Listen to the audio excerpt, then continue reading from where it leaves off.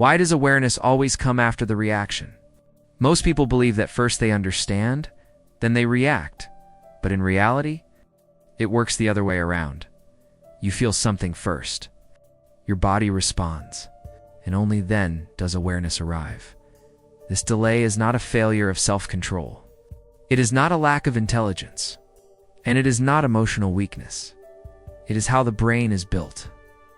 The brain's primary job is not understanding. It is survival. Long before conscious thought developed, the nervous system learned to react quickly. Speed mattered more than accuracy. This is why reactions happen. First, the emotional brain operates faster than conscious awareness. Neuroscientist Joseph Ledoux explains this clearly. He shows that emotional signals can travel through the brain without passing through the areas responsible for conscious reasoning. In simple terms, your brain can respond before you know what you are responding to. This is why you feel anxious before you know why. Why you pull away before you understand the situation. Why your tone changes before your thoughts do. By the time awareness shows up, the response is already in motion. The body has adjusted. The nervous system has chosen a direction.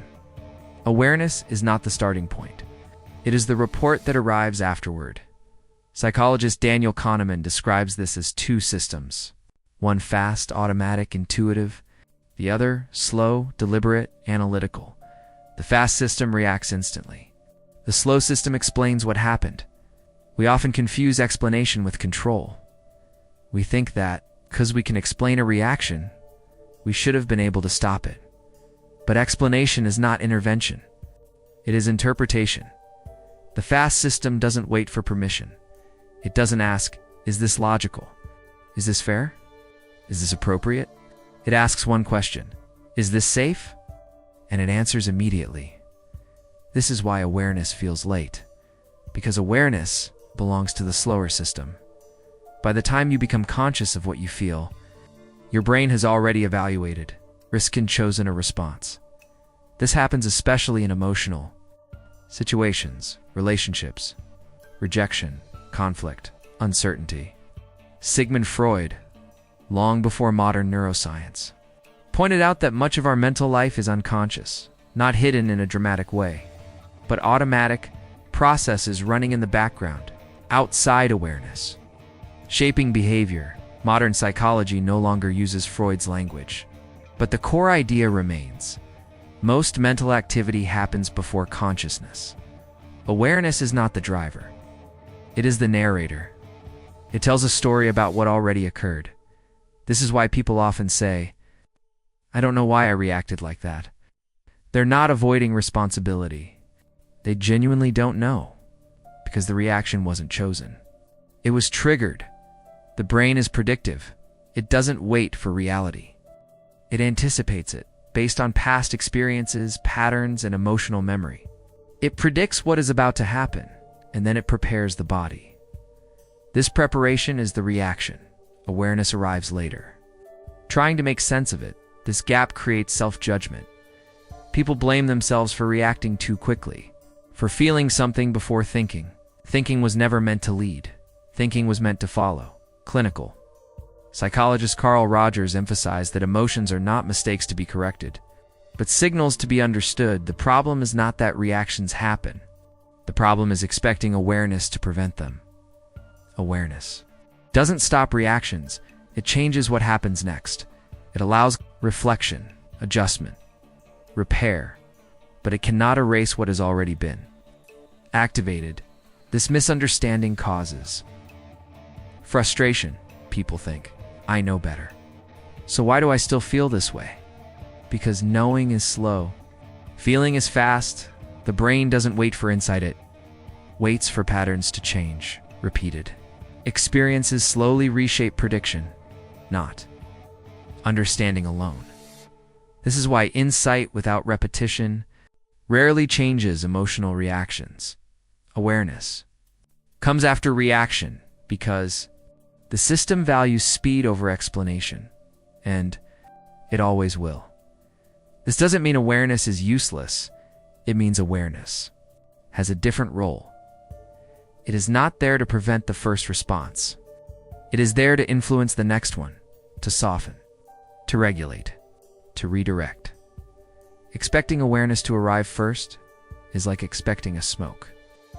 Alarm to stop the fire? It doesn't. It alerts you after ignition. The real shift happens when people stop asking, "Why didn't I notice sooner?" and start asking, "What is my brain responding to?" That question moves awareness from self-blame to understanding, and understanding over time changes prediction. But only over time, the response will always come first. Awareness will always follow.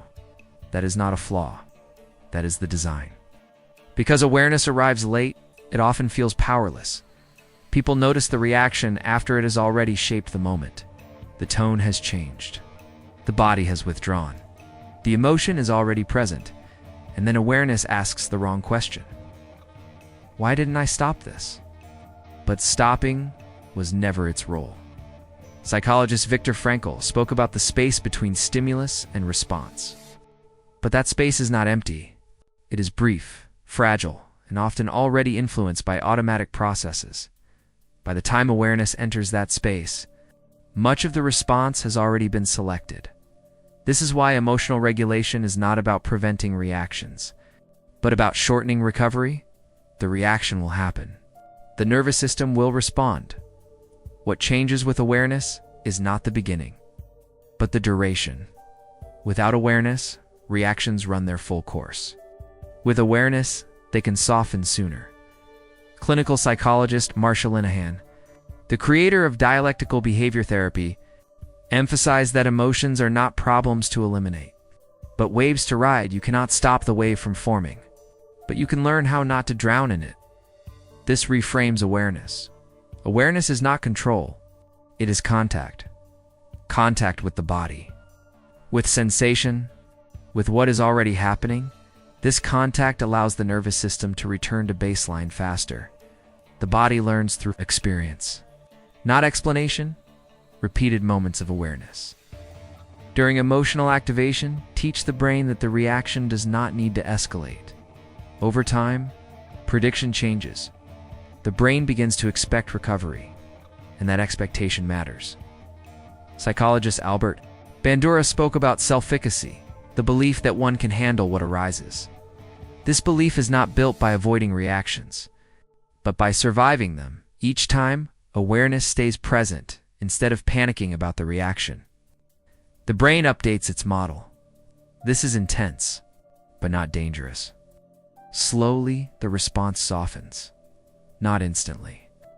Not dramatically, but reliably. This is why insight alone often feels useless. Understanding without experience does not change the nervous system. The brain trusts what it lives through, not what it is told. Awareness becomes powerful only when it stays with the reaction instead of trying to escape it. This is where many people struggle.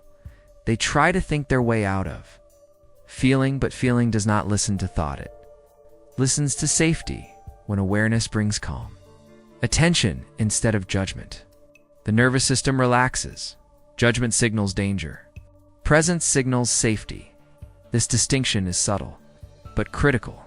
Psychologist Carl Jung once said, "What you resist persists, not because resistance is wrong, but because resistance tells the brain that something is threatening."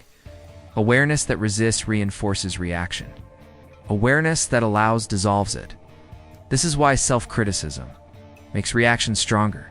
The brain interprets criticism as internal danger, so it doubles down. Awareness that accepts does the opposite. It tells the brain, this can be felt without harm. The response learns to arrive with less force, but the order never changes.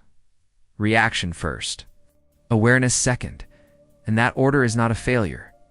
It is the foundation. Once this is understood, people stop chasing perfect control. They stop asking why they didn't react better, and they start asking how to stay present after the reaction begins. That shift changes everything. Not because reactions disappear, but because recovery becomes faster. The response still comes, but it no longer defines the moment and awareness. Arriving late as it always does, finally finds its real purpose. Not to prevent the reaction, but to guide what comes after.